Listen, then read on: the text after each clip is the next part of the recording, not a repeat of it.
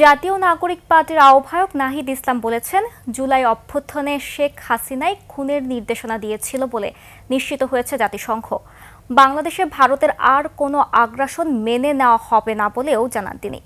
জাতীয় নির্বাচন নিয়ে নাহিদ বলেন, আগে সংস্কার পরে নির্বাচন। চুয়াডাঙ্গা প্রতিনিধি আতিয়া রহমানের তথ্যচিত্রে দেখুন ডেস্ক রিপোর্ট।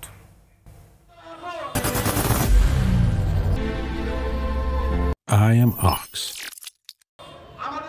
দেশ ঘুরতে জুলাই পদযাত্রার নবম দিনে বৈরী আবহাওয়ায় চুয়াডাঙ্গায় পদযাত্রা ও পথসভা করেছে জাতীয় নাগরিক পার্টি এনসিপি।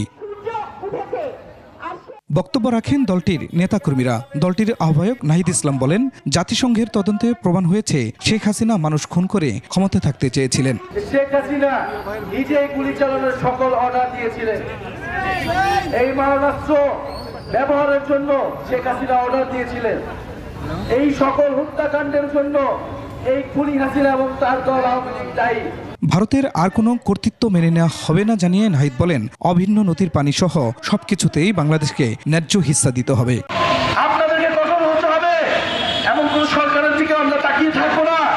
বাংলাদেশের জনগণ, বাংলাদেশের ছাত্র তরুণরা অবশ্যই তার সীমান্তকে, মানচিত্রকে, মানুষকে রক্ষা করার পবিত্র দায়িত্ব গ্রহণ করবে। সংস্কার ও জুলাই গণহত্যার আগে এনসিপি কোনো নির্বাচন চায় না বলেও জানান এনসিপির আহ্বায়ক। সেই বিচার সংস্কার, নতুন সংবিধান এবং জুলাই ঘোষণাপত্রের দাবিতে আমরা রাজপথে নেমেছি। চুয়াডাঙ্গার পথসভায় অংশ নেওয়ার আগে মেহেরপুর থেকে যাত্রা করে এনসিপি। পরের পথসভা হবে ঝিনাইদহ শহরের পায়রা চত্বরে। Khurshid Alam, desk report, 21 television.